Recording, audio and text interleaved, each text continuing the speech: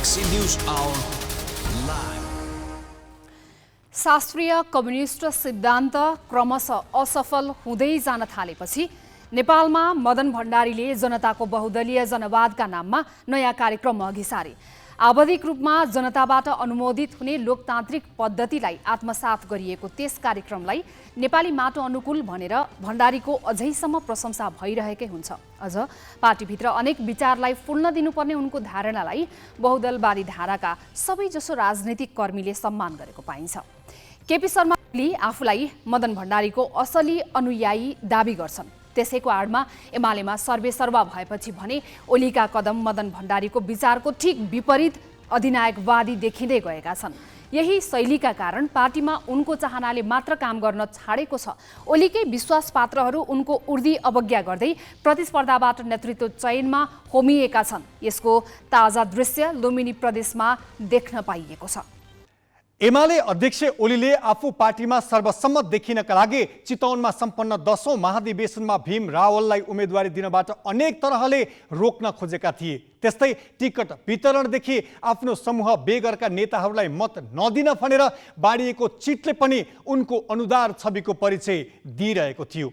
विभिन्न महत्त्वपूर्ण निर्णयमा ओलीको एकाधिकार र हैकम अझै कम भएको छैन। लुम्बिनी प्रदेशमा सर्वसम्मत नेतृत्व चयन गर्न उनले दिएको दबावको भने उनकै समूहबाट अवज्ञा भएको छ। तर यस अघिका अधिकांश नेतृत्व चयनमा सहमतिको नाममा आफ्नो गुटगत नेतालाई अनुमोदन गराएर ओलीले एमालेलाई जब विरोधी दलका रूपमा खडा गर्न खोजेको कतै लुकेको छैन। एउटा लोकतान्त्रिक पद्धति अँगालेर त्यसैको आडमा पहिलो ठूलो दल समेत भइसकेको एमालेमा देखिएको अधिनायकत्वको कारण अहिले खुम्चदो अवस्थामा छ। यही कारण विभाजित भएको भन्न पनि हिचकिचाउने अवस्था छैन। आफू पछिको नेता समेत चयन गर्न नदिने ओलीमा देखिएको निरङ्कुश चरित्रले लोकतान्त्रिक दल एमाले मात्र नभएर देशकै कम्युनिस्ट दल र समग्र लोकतान्त्रिक प्रक्रियाप्रति नै गम्भीर क्षति पुर्याउनेछ।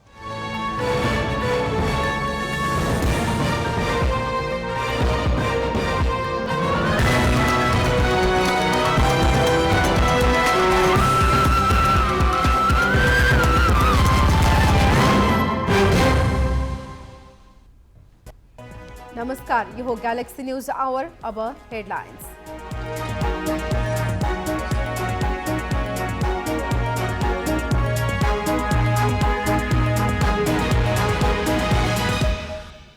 सुन तस्करी प्रकरणमा थप शक्तिशाली व्यक्तिहरू तानिँदै पूर्व उपराष्ट्रपतिका छोरा विमानस्थल भन्सार प्रमुख र अध्यागमनका तत्कालीन महानिर्देशकले दिए सिआइबी समक्ष बयान। अध्यक्ष ओलीको निर्देशन विपरीत लुम्बिनी प्रदेशको अधिवेशनमा मतदान भएपछि एमाले भित्रको गुटगत राजनीति छताछुल्ल। उत्तराधिकारी बन्न ओलीकै विश्वासपात्र एक अर्का विरुद्ध गुटबन्दीमा। कोशी प्रदेशका मुख्यमन्त्री उद्धव थापा विरुद्ध सर्वोच्च अदालतमा परेको रिटमा आज पनि फैसला आएन। निवेदकका तर्फबाट जवाफी बहस बाँकी, रिट हेर्दा हेर्दैमा। G20 शिखर सम्मेलनको अवसरमा भारतका राष्ट्रपतिको तर्फबाट पठाइएको निमन्त्रणा पत्रमा भारत शब्दको प्रयोगमा विवाद। इन्डिया गठबन्धन बन्दैमा हजारौं वर्ष पुरानो नाम बदल्न खोजेको विपक्षीको आरोप। र 55औं एसियाली शारीरिक सुगठन च्याम्पियनसिपमा रजनी श्रेष्ठले दिलाइन नेपाललाई स्वर्ण। नेपालको खातामा स्वर्ण पदकको संख्या 3 पुग्यो।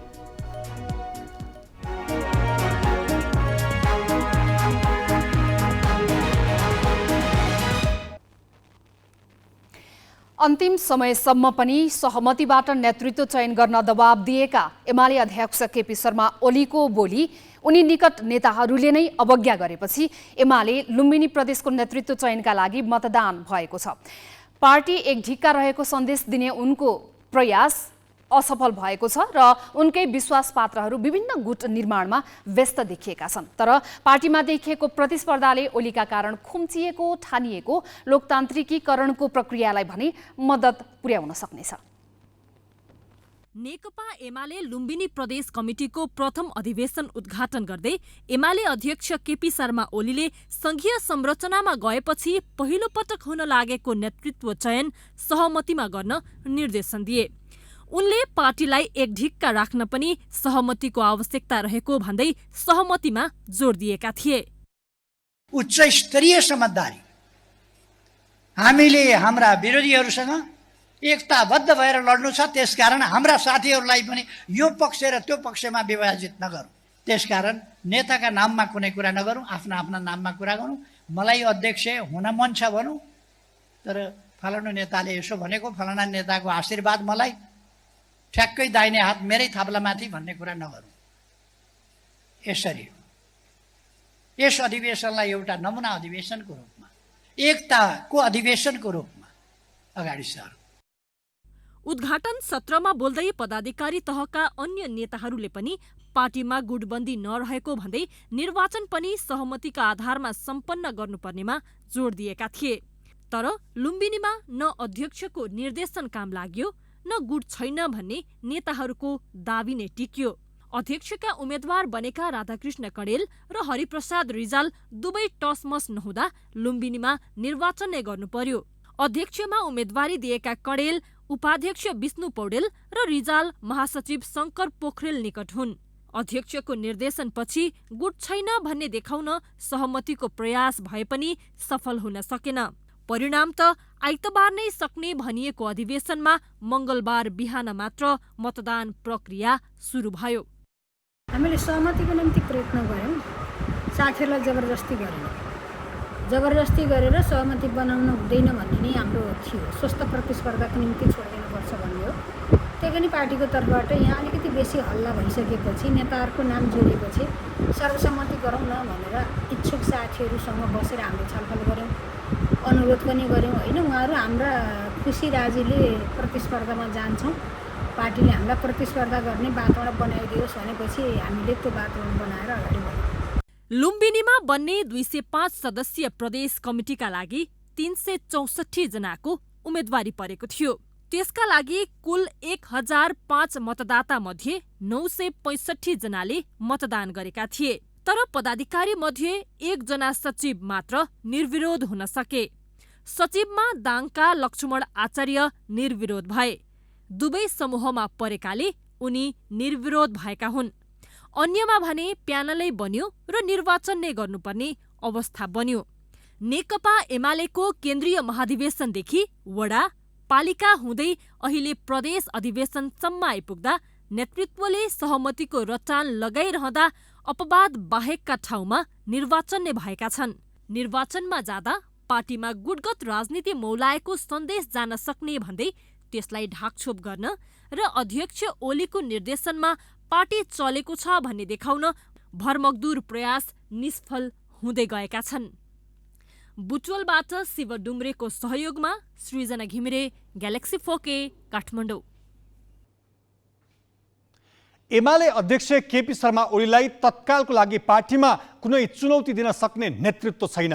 झट्ट हेर्दा पार्टीमा उनको प्रभाव एक छत्र जस्तै छ। उनी पनि त्यही विश्वासमा छन् र मातहतका नेताहरूलाई गुटगत राजनीति नगर्न पटक पटक चेतावनी दिइरहेका हुन्छन्। तर ओलीकै छत्र छायामा रहेका नेताहरू भने गच्छे अनुसार आफ्नो गुट चलाउन सक्रिय देखिन्छन्। एमालेमा अध्यक्ष केपी शर्मा ओलीको विकल्पमा अहिले विद्या भण्डारीको चर्चा हुन थालेको छ। यसरी चर्चा गर्नेहरू स्वयं एमालेकै नेताहरू हुन् र त्यसमा पनि ओलीकै विश्वासपात्र भनेर चिनिएकाहरू। त्यसो त राष्ट्रपति हुँदा पनि एमालेमा आफ्नो पकड जमाइराख्न मन्त्री बनाउनेदेखि पार्टीका पदाधिकारीसम्म पनि उनले भाग खोजेको कुरा कतै छिपेको छैन। राष्ट्रपतिको कार्यकाल सकिएपछि उनलाई पार्टी राजनीतिमा ल्याउन एमालेको एक समूह घोषित रूपमै सक्रिय भइसकेको छ, जुन समूहले भण्डारीलाई एकताको प्रतीकको रूपमा अगाडि सारिरहेको छ। माधव नेपाल र झलनाथ खनाल समूहको बहिर्गमन र वामदेव गौतमको पलायनपछि एमालेमा निक्खर ओली पक्षी नेताहरू बाँकी रहेको मानिएको थियो। तर ओली खेमाकै केही नेताहरू सङ्गठनमा प्रभाव बढाउन र ओलीको उत्तराधिकार प्राप्त गर्न समानान्तर अभ्यास गरिरहेका छन्। यसमा सबैभन्दा अगाडि उपाध्यक्ष विष्णु पौडेल र महासचिव शङ्कर पोखरेल देखिएका छन्, जुन लुम्बिनी प्रदेशको अधिवेशनमा पनि स्पष्टै देखिएको छ। गुटगत राजनीतिकै कारण लुम्बिनीमा अध्यक्ष ओलीको चाहना विपरीत नेतृत्व चयनका लागि मतदान नै जानुपर्ने स्थिति बन्यो। सर्वसम्मत नेतृत्व चयन गर्न भगीरथ प्रयत्न असफल भयो र 2 दिनका लागि तय भएको अधिवेशन 4 दिनसम्म पनि सकिने छाँटकाँट छैन। पौडेल र पोखरेललाई एमालेका नेता कार्यकर्ताले समेत भविष्यको नेतृत्वका रूपमा हेर्ने गरिएको छ। एमालेमा ओलीपछि दोस्रो वरियतामा वरिष्ठ उपाध्यक्ष ईश्वर पोखरेल छन् र उनले आफ्नो स्वतन्त्र अस्तित्व देखाउन अनेक प्रयास गरिरहेको देखिन्छ। तर सङ्गठनमा उति साह्रो प्रभाव देखाउन सकेको पाइँदैन।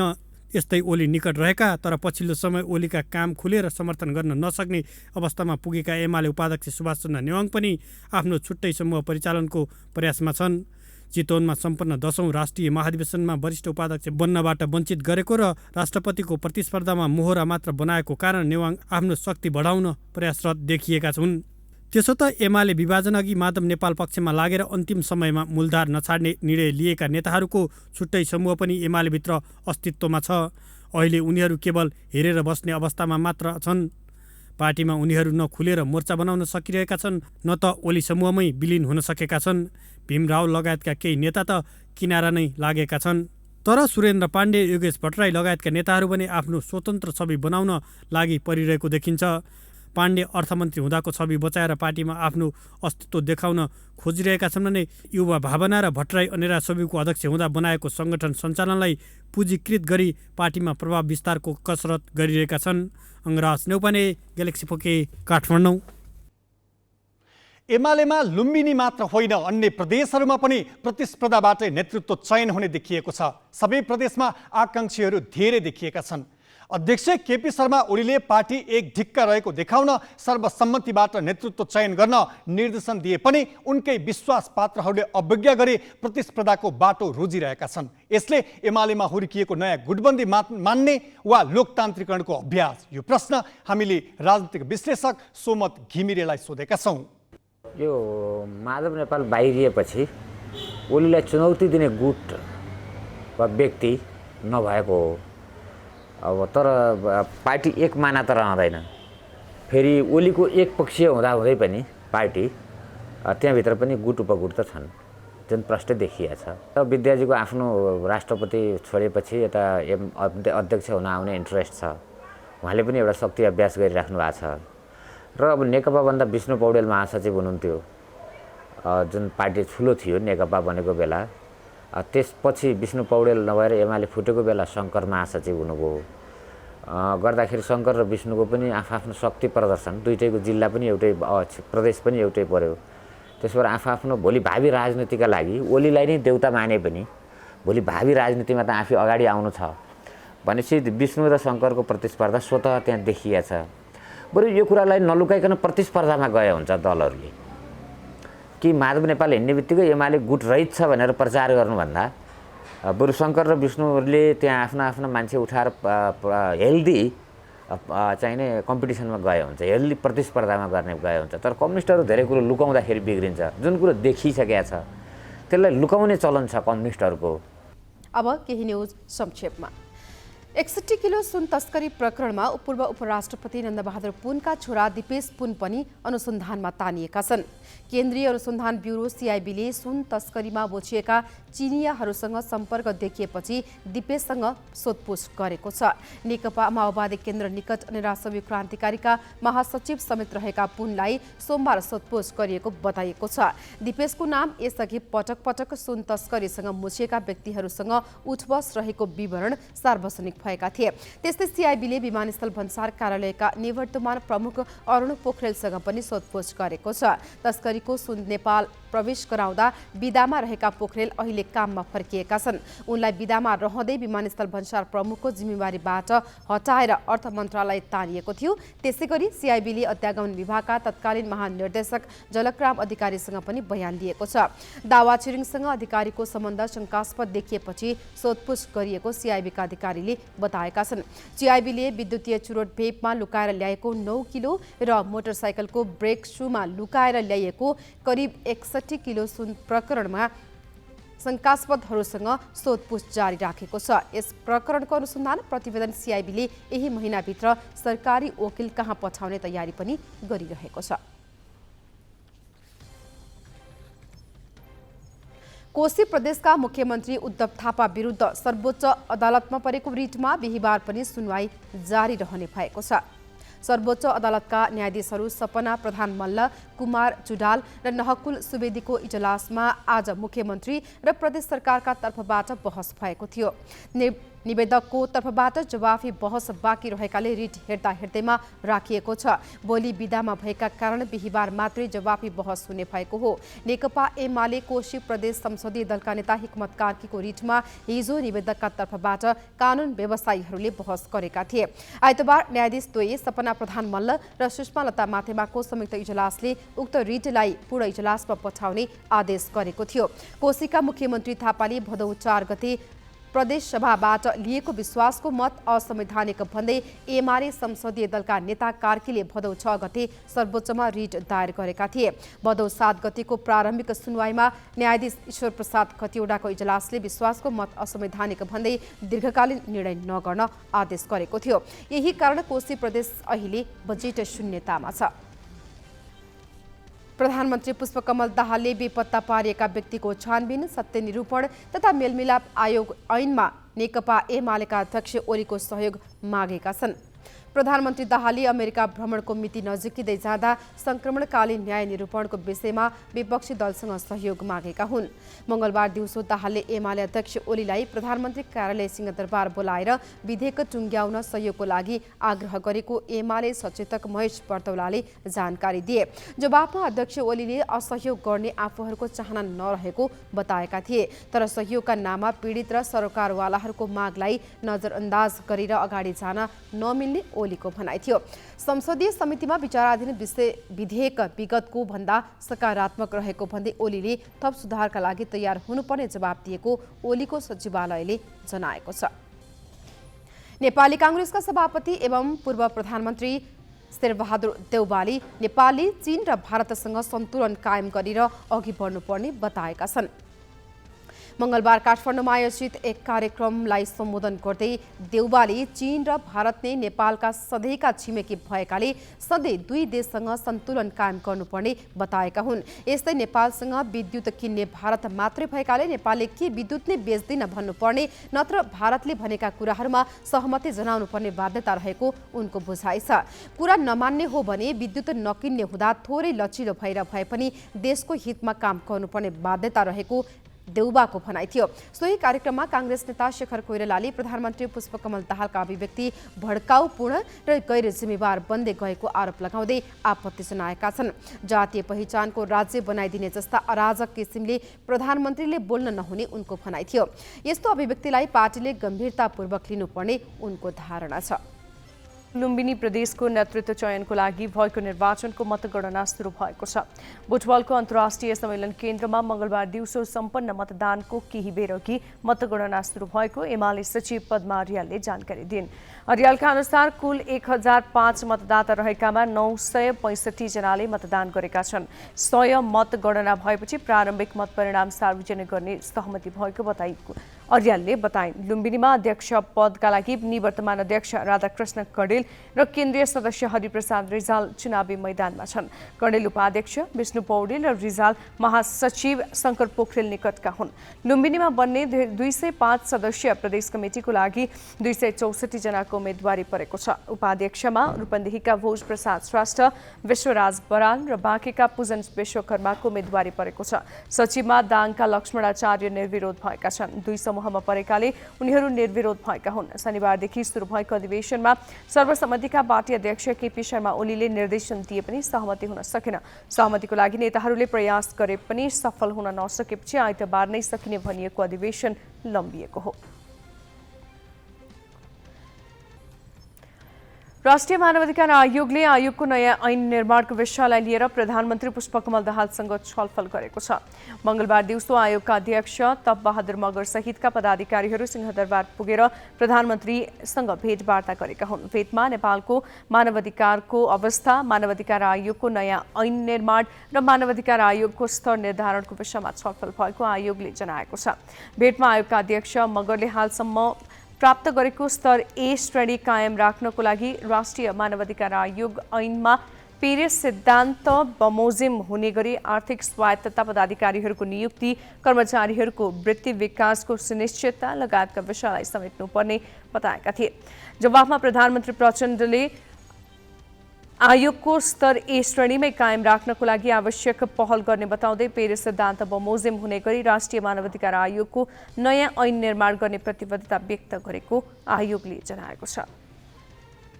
लोकतान्त्रिक समाजवादी पार्टी नेपाल लोसपाले संघीय प्रहरी ऐन कार्यान्वयन गर्न सरकारसँग माग गरेको छ। राष्ट्रपतिबाट प्रमाणित भइसके पनि ऐन अनुसार प्रहरी समन्वय सम्बन्धी ऐन कार्यान्वयनमा अवरोध गरेको भन्दै पार्टीले संघ सरकारलाई दबाब दिने निर्णय गरेको हो। दलद्वारा आयोजित पत्रकार सम्मेलनमा मध्य प्रदेश अध्यक्ष जितेन्द्र सोनलले प्रतिनिधि सभाबाट पारित भई राष्ट्रपतिबाट प्रमाणीकरण समेत भइसकेको लामो समय भइसक्दा पनि प्रदेश सरकारलाई प्रहरी सम्बन्धी अधिकार नदिनु दुःखद रहेको बताए। संविधानको अनुसूची 6 को धारा 1 मा प्रदेश सरकारलाई शान्ति सुरक्षाको अधिकार दिएको छ। संघीय प्रहरी ऐनमा यस्तो व्यवस्था भए पनि कार्यान्वयनमा नआउँदा प्रदेश सरकारले अभ्यास गर्न पाएका छैनन्। लोकसभा प्रदेश बैठकले आमाको नामबाट नागरिकताबाट वञ्चित हुनु परेकाले तत्कालै ऐन कानूनको नियमावली संशोधन गरी नागरिकलाई नागरिकता दिन समेत माग गरेको छ। बाँकी प्रसङ्ग नवराज पाण्डेबाट। अहिले सर्वोच्च अदालतमा 7, उच्च अदालतमा 60 र जिल्ला अदालतमा 45 गरी 112 न्यायाधीश पद रिक्त छन्। सर्वोच्चमा 1 जनाको मात्र सिफारिस भएको छ। 7वटा उच्च अदालतमध्ये 6वटामा मुख्य न्यायाधीश छैनन्। यस्तो बेलामा न्याय परिषदले रिक्तता तोड्न सकिरहेको छैन। तर विभिन्न दबाव समूह र संसदीय समितिबाट भने स्वतन्त्र, निष्पक्ष र पारदर्शी प्रक्रियाबाट न्यायाधीश नियुक्ति गर्न दबाव परिरहेको छ। राजनीतिक भागभण्डा अन्त्यका लागि प्रधान न्यायाधीशले नै आफ्नो खुट्टा टेक्नुपर्ने र कुनै पनि शक्ति केन्द्रसँग सम्झौता गर्न नहुने पूर्व न्यायाधीशहरूले सुझाव दिएका छन्। संसदको कानुन, न्याय तथा मानवाधिकार समितिका सदस्यहरूले तत्काल नियुक्ति प्रक्रिया सुरु गरी अवाञ्छित चलखेलको सम्भावनालाई रोक्नुपर्ने भनिरहेका छन्। यस्तै न्यायाधीश नियुक्तिमा कानुन मन्त्री धनराज गुरुङको भूमिकामाथि पनि संसदीय समितिमा प्रश्न उठेको छ। न्यायाधीश नियुक्ति गर्दा पारदर्शिताका आधारमा योग्य र सक्षम व्यक्ति छान्नुपर्ने पूर्व न्यायाधीशहरूको एउटा समूह प्रधान न्यायाधीश विश्वम्भर प्रसाद श्रेष्ठको ध्यानाकर्षण गराउन पुगेको थियो। मंगलबार प्रधान न्यायाधीश श्रेष्ठलाई भेटेपछि विभिन्न तहका अदालतका पूर्व न्यायाधीशहरूले सर्वोच्च अदालतमा बाहिरबाट सोझै न्यायाधीश नियुक्ति हुँदा अदालतको गरिमा कायम हुन नसकेको विषय मुख्य रूपमा उठाए। न्यायाधीश नियुक्तिमा राजनीतिक हस्तक्षेप भएकै कारण विगतमा अदालतले गरेका फैसलाहरू विवादित बनेको र न्यायपालिकामा विकृति मौलाउँदै गएको उनीहरूको निष्कर्ष छ। सर्वोच्च अदालत जस्तो उच्चतम तह सोभन्दा माथि अर्को तह छैन। त्यहाँ नियुक्त भएका न्यायाधीशहरूको बेला मौकामा जुन आदेशहरू आउने गरेका छन् ती आदेशहरू पनि विवादास्पद हुने गरेको सबभन्दा ठुलो विकृति एउटा। र त्यति मात्र होइन, सर्वोच्च अदालतका न्यायाधीशहरूबाट भएका आदेश वा निर्णयका सम्मान हुनुपर्नेमा उल्टै त्यो निर्णय र त्यस आदेशका विरुद्धमा जनता सडकमा ओर्लिने अवस्था पनि भएको योभन्दा ठुलो विकृति त अरू केही हुनै सक्दैन। सर्वोच्च अदालतमा उच्च अदालतका न्यायाधीशहरू मध्येबाट र उच्च अदालतका लागि जिल्ला अदालतबाट नियुक्त गर्नुपर्ने सुझाव पूर्व न्यायकर्मीहरूले दिएका छन्। उनीहरूले अदालत तथा पदको गरिमा कायम गर्न प्रधान न्यायाधीश नै सक्रिय हुनुपर्नेमा पनि जोड दिएका छन्। मंगलबारै संसदको कानुन समितिको बैठकमा सांसदहरूले पनि अविलम्ब न्यायाधीश नियुक्ति प्रक्रिया अघि बढाउन माग गरेका छन्। एमाले सांसद महेश बर्तौलाले ठूलो संख्यामा न्यायाधीश पद रिक्त हुँदा जनताले न्याय पाउने अवस्थामा असहजता भोग्नु परिरहेको भन्दै नियुक्ति प्रक्रियामा ढिलाइ गर्न नहुने बताए। 4 दर्जनभन्दा बढी न्यायाधीश हाइकोर्टमा नियुक्ति हुन सकेका छैन। सर्वोच्चमा 6 जना न्यायाधीश नियुक्ति हुन सकेका छैन। 6 जना मुख्य न्यायाधीश नियुक्ति हुन सकेका छैन। न्याय परिषदले के गरेर बसेको छ? कसका कारणले गर्दाखेरि यो न्यायाधीश नियुक्तिको प्रक्रिया ढिलो भयो? मौजूदा मन्त्री परिषदमा कांग्रेसका धनराज गुरुङ कानुन मन्त्री छन्। उनी न्यायाधीश सिफारिस गर्ने न्याय परिषदका सदस्य पनि हुन्। तर उनले न्यायाधीश नियुक्ति प्रक्रियामा खासै प्रवाह गरेका छैनन्। पूर्ववर्ती प्रधान न्यायाधीश हरिकृष्ण कार्कीले बोलाएको बैठक छलेर गुरुङ कहिले पार्टीका बैठक त कहिले अमेरिका घुमघाममा समय बिताएका थिए। अहिले पनि उनले विभिन्न नाममा समय गुजारिरहेका छन्। काङ्ग्रेस सांसद जीवन परियारले पनि न्यायाधीश नियुक्ति प्रक्रिया छिटोभन्दा छिटो अगाडि बढाउनु पर्ने मात्र बताएनन्, समावेशितालाई विशेष ध्यान दिन भनेका छन्। हामीले न्यायाधीश नियुक्ति हुँदै गर्दा यो मुलुकमा 125 जातिहरू, 123 भाषाभाषीहरू, भौगोलिक विविधता भएको यो मुलुक भएको हुनाले न्यायाधीश नियुक्ति गर्दा समेत यो समावेशी सिद्धान्तलाई ध्यान दियोस् भन्ने कुरा म गम्भीर रूपमा ध्यान आकर्षण गराउन चाहन्छु। अन्य सांसदहरूले पनि न्यायाधीश अभावका कारण न्याय सम्पादनमा गम्भीर असर गरिरहेको भन्दै मन्त्री गुरुङ मार्फत न्याय परिषदको ध्यानाकर्षण गराएका छन्। यसअघिका प्रधान न्यायाधीश हरिकृष्ण कार्कीले न्यायाधीश नियुक्तिमा सरकारबाटै व्यवधान झेलेको कारण कुनै निर्णय नगरी अवकाशमा जानु परेपछि अहिले त्यो जिम्मेवारी प्रधान न्यायाधीश विश्वम्भर प्रसाद श्रेष्ठको काँधमा आएको छ। तर न्यायाधीश नियुक्ति पनि राजनीतिक भागबण्डाका आधारमा गर्ने पुरानो परिपाटीले यो काम सहजै हुन्छ भन्ने अवस्था छैन। यस्तोमा पूर्व न्यायाधीश र संसदहरूको खबरदारीलाई प्रधान न्यायाधीश श्रेष्ठले गम्भीरताका साथ लिन्छन् कि लिँदैनन् हेर्न बाँकी छ। क्यामेरामा जय तामाङको साथमा प्रशान्त ठाकुर, ग्यालेक्सी फोके, काठमाडौँ। कानुन न्याय तथा संसदीय मामिला मन्त्री धनराज गुरुङले आफूले न्याय परिषदको बैठक छल्न नखोजेको प्रष्टीकरण दिएका छन्। मंगलबार कानुन न्याय तथा मानवाधिकार समितिको बैठकमा सांसदहरूले प्रश्न उठाएपछि मन्त्री गुरुङले आफूले न्याय परिषदको बैठक छल्न र भाग्न नखोजेको जवाफ दिएका हुन्। विगतमा कहिले प्रधान न्यायाधीश त कहिले आफू काठमाडौँ उपत्यका बाहिर रहेका कारण न्याय परिषदको बैठक बस्न नसकेको भन्दै बैठक नबस्नुमा आफूलाई मात्र आरोप लगाउन नमिल्ने तर्क पनि उनले गरे। अब भन्ने कुराहरू र सन्दर्भमा पनि वास्तवमा कसैले पनि बैठक छल्न खोजे अवस्था रहेन, त्यो होइन। जिम्मेवारीबाट भाग्ने कुरा हुँदैन। अब चाहिँ नि यस सन्दर्भमा कहिले कानुन मन्त्रीको हैसियतमा काम गर्दै जाँदाखेरि न्याय परिषदको बैठक बोलाउने सन्दर्भमा मैले बोलाउने पनि होइन। फेरि अध्यक्ष त प्रधान न्यायाधीश नै हो। त्यस सन्दर्भमा कहिले प्रधान न्यायाधीशको काठमाडौँ भ्याली बाहिर हुने सन्दर्भ पनि रह्यो, कहिले चाहिँ नि कानुन मन्त्री बाहिर रहने सन्दर्भ नै रह्यो। त्यो यथार्थबाट हामी भाग्न पनि हुन्न, यथार्थ कुरो समितिमा भन्नु पनि पर्छ। त्यसैले एक ढङ्गबाट, एक पक्षीय ढङ्गबाट कानुन मन्त्रीलाई मात्रै आरोप लगाएर बैठक छल्न खोजियो भन्ने र कतैबाट भनिरहने र कानुन मन्त्रीले पनि फेरि अर्को पक्षतर्फ केन्द्रित गरेर टारो हानिरहने यो प्रवृत्तिसँग म असहमत लाग्छु जहिले पनि।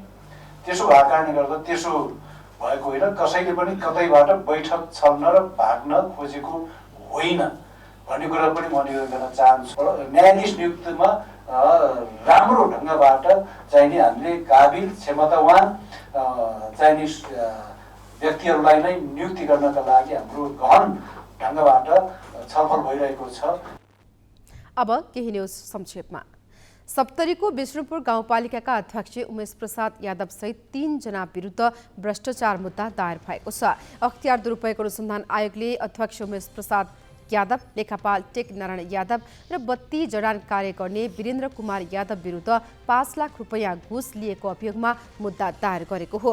काठमाडौँको विशेष अदालतमा दायर अभियोग पत्र अनुसार आपसी मिलेमतोमा विष्णुपुर गाउँपालिका अन्तर्गत सोलर बत्ती जडान कार्य लगायत आयोजनाहरूको कार्य सम्पन्न पश्चात उनीहरूले रकम भुक्तानी गरे बापत सेवाग्राहीसँग घुस लिएको देखिएको छ। G20 शिखर सम्मेलनको अवसरमा भारतका राष्ट्रपतिको तर्फबाट पठाइएको निमन्त्रणा पत्रमा भारत शब्दको प्रयोग गर्दा विवाद भएको छ। G20 शिखर सम्मेलनको अवसरमा भारतीय राष्ट्रपतिको तर्फबाट दिइने रात्रिभोजका लागि छापिएको निमन्त्रणा पत्रमा भारतको अङ्ग्रेजी नाम इन्डिया प्रयोग नगर्दा विवाद भएको हो। सम्मेलनमा सहभागी विश्व नेताहरूका लागि सेप्टेम्बर 9 मा राष्ट्रपति भवनमा रात्रिभोज आयोजना गरिएको छ। भारतीय काङ्ग्रेसले यसको विरोध जनाएको हो। उसले सामाजिक सञ्जालमा G20 सम्मेलनका लागि राष्ट्रपतिद्वारा पाहुनाहरूलाई पठाइएको निमन्त्रणा पत्रमा प्रेसिडेन्ट अफ इन्डियाको साटो प्रेसिडेन्ट अफ भारत लेखिएकोमा आपत्ति प्रकट गरेको छ। मोदी सरकारलाई इन्डियासँग यत्रो डर किन भनी उसले प्रश्न समेत गरेको छ। आम आदमी पार्टीका नेता राघव चड्डाले निम्तो पत्र सार्वजनिक गर्दै यो देश कुनै एक राजनीतिक पार्टीको नभएको टिप्पणी सञ्जालमा लेखेका छन्। काङ्ग्रेस महासचिव जयराम रमेशले अब भारतीय संविधानको अनुच्छेद 1 पढ्न सुझाव समेत दिएका छन्। उता दिल्लीका मुख्यमन्त्री अरविन्द केजरीवालले यदि भोलि इन्डिया गठबन्धनले आफ्नो नाम फेरेर भारत राख्यो भने के फेरि भाजपाले भारतको नाम पनि बदल्ने हो भनी प्रश्न गरेका छन्। विपक्षीको इन्डिया गठबन्धन बन्दैमा हजारौं साल पुरानो देशको नाम बदल्न खोजिएको उनको आरोप छ।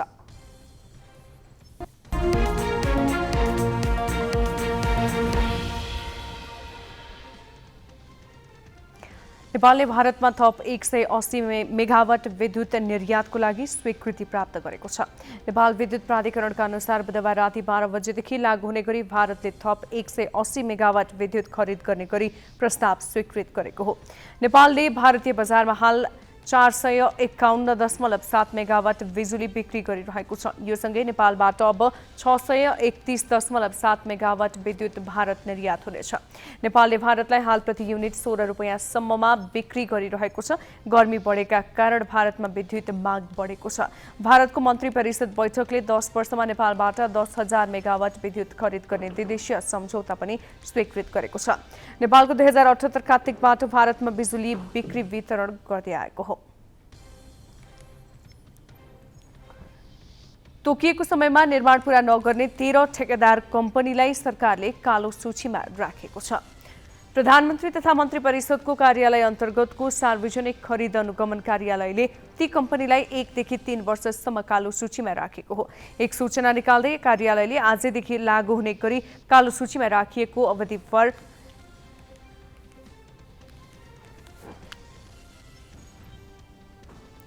कालो सूचीमा राखिएको अवधिभर सार्वजनिक निकायको कुनै पनि खरिद कार्यवाहीमा भाग लिन नपाउने स्पष्ट पारेको हो। काठमाडौँको चुलीडाँडा निर्माण सेवा, एपिक कम्प्युटर्स ट्रेडर्स, मकर गणेश कन्स्ट्रक्सन, कञ्चनपुरको गणपति कन्स्ट्रक्सन कालो सूचीमा परेका छन्। चुलीडाँडा 1.5 वर्ष, एपिक कम्प्युटर्स र मकर गणेश कन्स्ट्रक्सन 1 वर्ष कालो सूचीमा परेका हुन्। गणपति कन्स्ट्रक्सन भने 3 वर्षको लागि कालो सूचीमा राखिएको छ। 3 निर्माण कम्पनीलाई 3 वर्ष, 2 निर्माण कम्पनीलाई 2 वर्ष र 1 निर्माण कम्पनीलाई 1.5 वर्ष र अन्य 7 निर्माण कम्पनीलाई 1 वर्षसम्मको लागि कालो सूचीमा राखिएको छ। मंगलबार नेपाल स्टक एक्सचेन्ज नेप्से परिसूचकमा गिरावट आएको छ। साताको तेस्रो कारोबारको दिन आज नेप्से 6.45 अङ्कले घटेर 1961.37 बिन्दु कायम भएको छ। कारोबार समेत खुम्चिएको छ। मंगलबार जम्मा 79 करोड 68 लाख रुपैयाँ शेयर किनबेच भयो। यो कारोबार रकम जेठ 2 गते यताकै सबैभन्दा कम हो। गत जेठ 2 गते 64 करोड रुपैयाँको शेयर कारोबार भएको थियो। आज कारोबारमा आएका मध्ये 71 कम्पनीको शेयर मूल्य बढेको छ भने 151 कम्पनीको शेयर मूल्य घटेको छ। यसैगरी 7 कम्पनीको शेयर मूल्य स्थिर नै देखिएको छ। बाँकी प्रसङ्ग स्मृति मल्लबाट। प्रदेशको स्वास्थ्य सेवालाई प्रभावकारी बनाउने भन्दै सुदूरपश्चिम प्रदेश सरकारले ल्याएको प्रदेश स्वास्थ्य सेवा ऐन कार्यान्वयन हुन सकेको छैन। ऐनका कैयौं दफाहरू माथिको विवाद कायमै छ। ऐनको दफा 27 मा सरकारी अस्पताल र निजी अस्पतालको भौगोलिक दूरीको विषय बढी विवादमा छ। ऐन अनुसार सरकारी अस्पताल तथा सरकारी स्वास्थ्य संस्थाको परिसरको 300 मिटर दूरीमा कुनै पनि निजी अस्पताल, क्लिनिक, नर्सिङ होम, प्रयोगशाला वा स्वास्थ्य सम्बन्धित निजी व्यवसाय गर्न पाइँदैन। प्रदेशभित्र सरकारी अस्पतालकै छेउमा भने दर्जनौं स्वास्थ्य क्लिनिक अस्पतालहरू सञ्चालनमा छन्, तर यसमा प्रदेश सरकारले चासो दिएको छैन। सुदूरपश्चिम प्रदेशको टिट लाग्दो स्वास्थ्य अवस्था सुधारका लागि प्रदेश सरकारले त्यस्तो कुनै खास गतिलो काम गरेको देखिँदैन। ऐन बनाउने र थन्काउने काम मात्रै भइराखेको छ। भएको एउटा मात्रै स्थिति प्रादेशिक अस्पतालको बेहाल छ। अर्कोतिर बन्ने भनेको गेटा मेडिकल कलेज राजनीतिक पूर्वाग्रहको दलदलमा फसिराखेको छ। भएका अस्पतालहरूको स्तर उन्नति छैन। आन्तरिक व्यवस्थापन अत्यन्त कमजोर छ। यस्तो अवस्थामा प्रदेश सरकार भने निजी अस्पताल र सरकारी अस्पताल बीचको 300 मिटरको दूरीमा अलमलिराखेको छ। यो 300 मिटरमा ल्याउनुको मुख्य उद्देश्य के हो? यसले के फाइदा गर्छ, के बेफाइदा गर्छ भन्ने हो। एउटा कुरा त के छ भने सरकारी अस्पतालको वरिपरि भन्ने मात्रै छ होइन। सरकारको अस्पताल वरिपरि यिनी चिजहरू चाहिँ राखिनुहुन्न। प्राइभेट अस्पताल अथवा स्वास्थ्य क्लिनिकहरू औषधि पसलहरू राखिनुहुन्न भन्ने छ।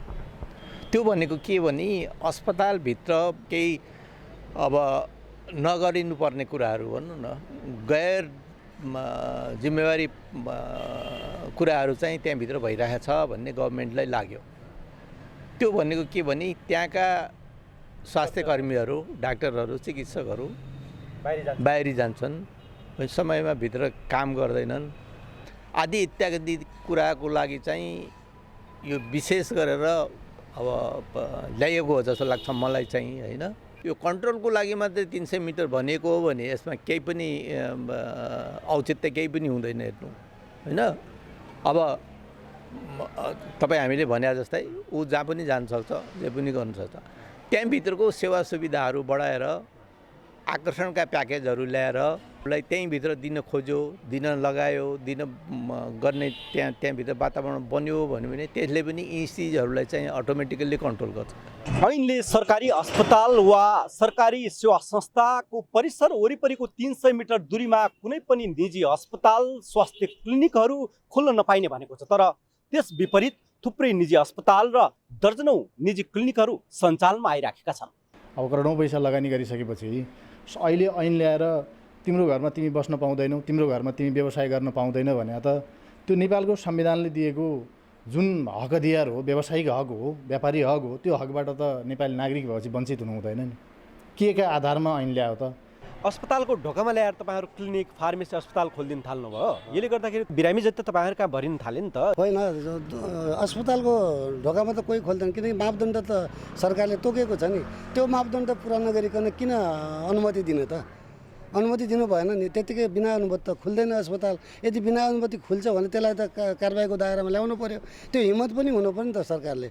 नेपाल सरकारले जुन सेवा दिइराखेको छ आफ्नो स्वास्थ्य संस्थाबाट त्यसलाई गुणस्तरीय बनाउँदाखेरि अटोमेटिक प्राइभेट अस्पतालमा जाने कम भइहाल्छ। आफ्नो सेवा दिन नसक्ने अनि प्राइभेट अस्पताललाई अनेक मिटर यति मिटरमा हुनुपर्छ, यो हुनुपर्छ भनेर जो सरकारका विभिन्न निकायले गरिरहेको छ त्यो आफैमा दोषपूर्ण मान्दछु। जो यो 300 मिटरको दूरीको विषय तपाईँहरू न्यायोचित भएन हामी माथि भनिराख्नु भएको छ नि, किन न्यायोचित नभएको? यो पब्लिक सेवा दिने सन्दर्भमा यसरी सीमा तोक्नुपर्ने आवश्यकता चाहिँ अन्तर्राष्ट्रिय प्रावधानमा पनि काहीँ नभएको र देशकै सन्दर्भमा कुरा गर्दा पनि हालसम्म त्यस्तो किसिमको कुनै निश्चित दूरीको मापन चाहिँ अहिलेसम्म संविधानको सम्बद्ध या नियमसङ्गत कानुनमा कहीँ उल्लेख नभएको हुनाले यो 300 मिटरको जो दायरा ल्यायो यो चाहिँ न्यायोचित नभएर पूर्वाग्रही ढङ्गले ल्याएको जस्तो हामीले महसुस गरेका छौँ। त्यही भएर यो चाहिँ गलत हो भन्ने हाम्रो ठहर हो। यसै गरी हामीसँग हुनुहुन्छ सामाजिक विकास मन्त्री हुनुहुन्छ, उहाँसँग पनि यो विषयमा हामी सोध्न गइराखेका छौँ। 300 मिटर दूरीको विषय छ नि, यो विषयमा तपाईँहरू के गर्दै हुनु? ऐन बनेको छ, ऐन कार्यान्वयन गर्ने कुरामा दुई मत रहेन। तर म ऐनको बारेमा तपाईँलाई के कुरा जानकारी गराउन चाहन्छु भने मान्छेले सेती प्रादेशिक अस्पताललाई केन्द्रमा राखेर ऐनको व्याख्या गर्ने गरेका छन्। ऐन सुदूरपश्चिम प्रदेशभरिका लागि बनेको ऐन हो। त्यो ऐन कार्यान्वयनको प्रक्रियामा जाँदा, कार्यान्वयनको चरणमा जाँदाखेरि त्यसका सकारात्मक र नकारात्मक प्रभावहरू के पर्छन् भन्ने कुरा पनि अध्ययनको विषय छ। तर ऐन चाहिँ कार्यान्वयन गर्ने कुरामा हामी दृढ छौँ। त्यसको लागि आवश्यक प्रक्रिया पुरा गरेर सम्भवतः अब निर्देशकले चिठी काट्नुहुन्छ होला। यसरी सामाजिक विकास मन्त्री भने यो ऐन कार्यान्वयन हुने बताइराखेका छन्। तर प्रदेश सरकारको जस्तो प्रकारको ढिला सुस्ती र अनिच्छा प्रकट भइराखेको छ, यसले यो ऐन कार्यान्वयन हुनेमा थुप्रै सन्देह र शङ्का भने पैदा गरेको छ। क्यामेरा पर्सन पुष्कर नेपालीका साथ हिक्मत राउल, ग्यालेक्सी फोके, धनगढी।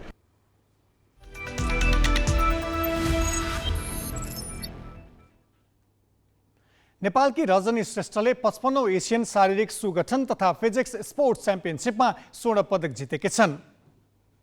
महिला शारीरिक सुगठनको 55 केजी तौल समूहमा भारतकी सविता बानियालाई पराजित गर्दै रजनीले नेपाललाई स्वर्ण पदक दिलाएकी हुन्। अझै महिलातर्फको 155 सेमीसम्मको मोडल फिजिक्समा नेपालको तारा खाइजुले रजत पदक हात पारिन्। यस्तै 17 सेमी माथिको प्रतिस्पर्धामा नेपालका रञ्जित लामाले कांस्य पदकमा चित्त बुझाए। नेपालले अहिलेसम्म 3 स्वर्ण, 6 रजत र 3 कांस्य गरे कुल 12 पदक जिते।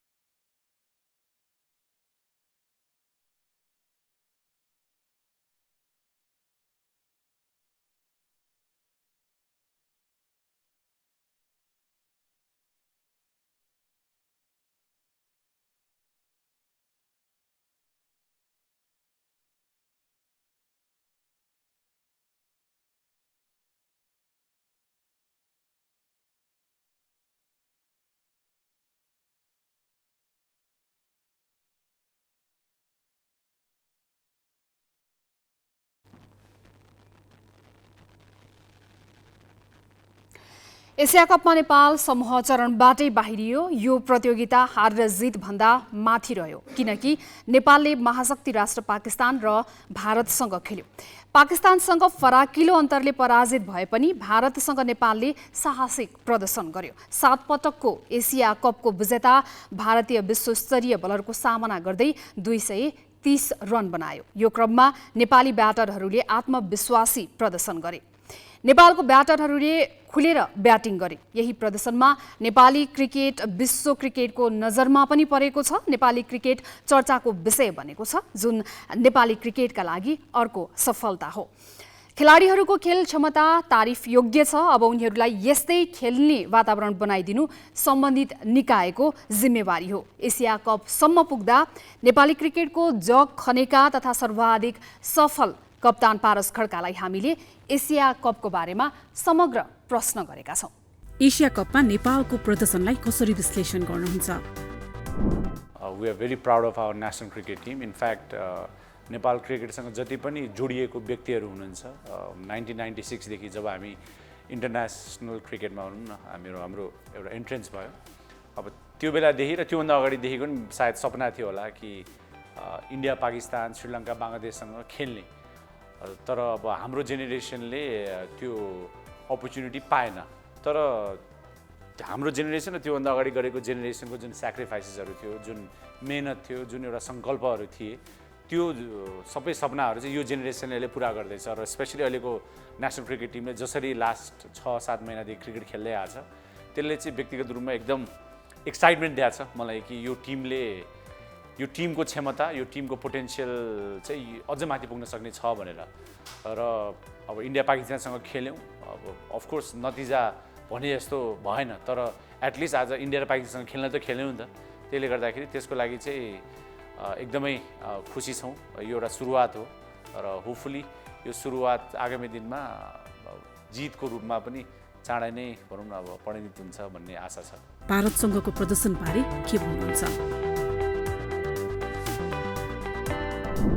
अब नेपालको हिजो ब्याटिङ हेर्ने हो भने बिकज त्यो बलिङ एट्याकसँग 48-49 ओभरसम्म ब्याटिङ गर्नु प्लस जुन तरिकाले खेल्यो, अब क्याचेस ड्रप हुनु त्यो भनौँ न it's part of the game. त्यो ब्याट्सम्यानको कन्ट्रोलमा थिएन। तर जसरी 64-65 फर 0 थियो, 1 थियो, त्यसले के देखायो भने एउटा इन्टेन्ट देखिएको थियो कि हामी पनि यो स्टेजमा बिलोङ गर्छौँ है भनेर।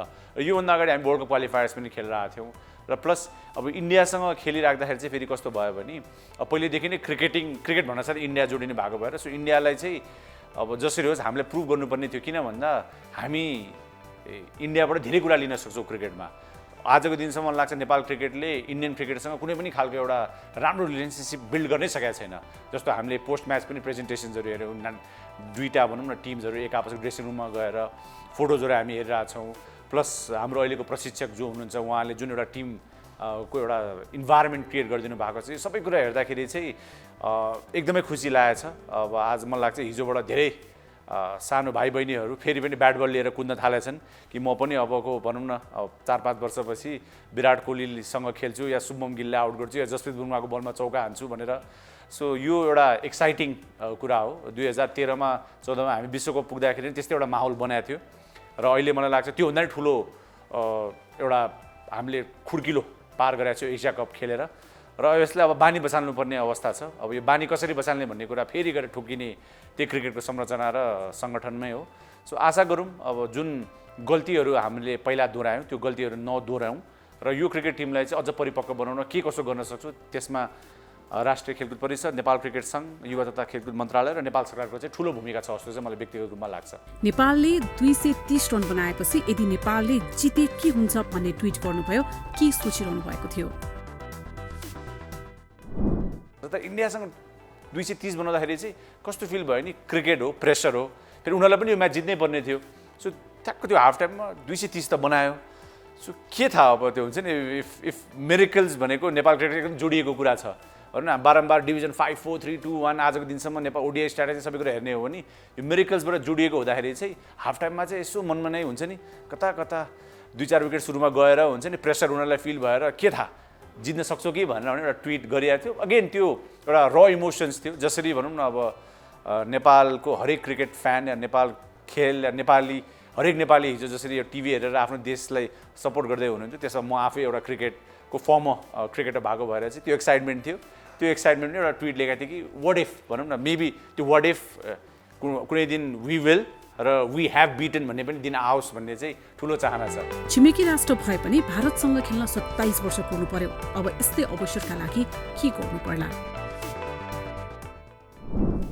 अब नेपाल क्रिकेटको अहिलेको संरचना हेर्दाखेरि त भनौँ न, अब हामीले एकदमै ध्यान दिनुपर्ने एउटा कुरा चाहिँ के भने एउटा परिपक्व क्रिकेट ग्राउन्ड चाहिँ रेडी गर्नु पऱ्यो। हामीले भएको कीर्तिपुर रङ्गशालालाई चाहिँ फ्लड लाइट्सहरू हालेर अलिकति भिआइपी, हिजो पनि ग्राउन्ड हेर्नु नि त, साइडमा ग्रास एम्ब्याङ्कमेन्ट्स थियो, मेबी 3, 4, 5 हजार 10 हजारवटा नि भिआइपी एउटा बस्ने मान्छेहरू थियो। त्यो बाहेक राम्रोसँग एउटा क्रिकेट ग्राउन्ड बनाउने हो भने र जुन तरिकाले आज वर्ल्ड क्रिकेटले नेपाल क्रिकेटलाई एउटा एक्सेप्ट गरेको छ, एउटा रेस्पेक्ट दिएको छ, त्यसले के हुन्छ भने अबको 1 वर्षपछि यदि 6 महिना हामीले यो ग्राउन्ड भौतिक पूर्वाधार काम गर्नुमा लाग्यौँ र 1 वर्षपछि फ्लड लाइट्स हाल्यौँ अरे सपोज टियुमा, त्यसपछि हामी बङ्गलादेशले बनाउन सक्छौँ, इन्डिया या मेबी आइपिएलको टिम्सहरू बनाउन सक्छौँ, काउन्टी टिम्सहरू बनाउन सक्छौँ। त्यसले के हुन्छ, हामीले एक्सपोजर पाउँछौँ। सो त्यो एउटा फर्स्ट एन्ड फरमोस्ट प्रायोरिटी भयो।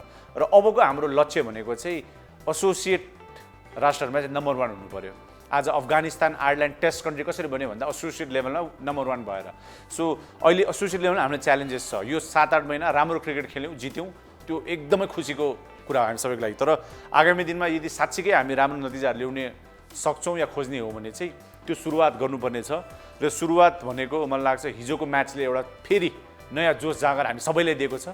अब त्यसको रिजल्ट चाहिँ हामी अन द फिल्ड र आउट द फिल्ड दुवै ठाउँबाट एउटा परिपक्व टिम बनाएर अगाडि बढ्न सकौँ भन्ने सोच विचार छ। नेपालको राम्रो पक्ष के रह्यो?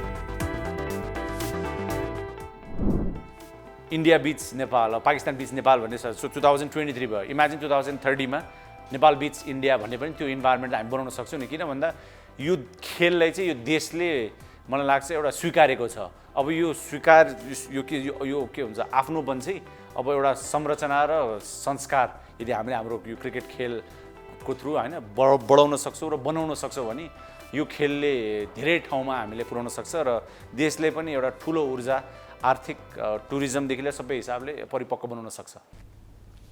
हामी ग्यालेक्सी न्युज आवरको अन्त्यमा छौँ। जाँदा जाँदै हेडलाइन्स।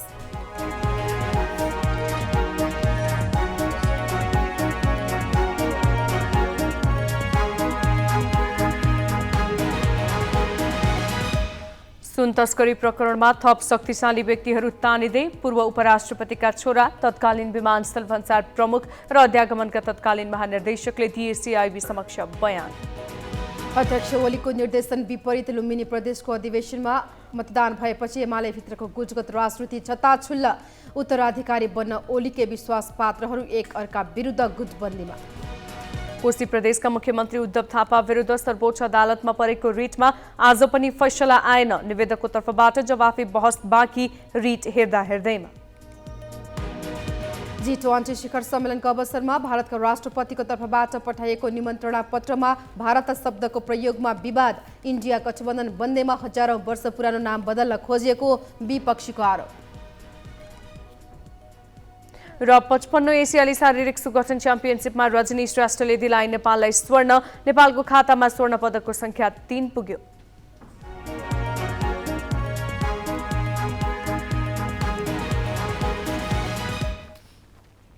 आजलाई ग्यालेक्सी न्युज आवर सकियो। नमस्ते।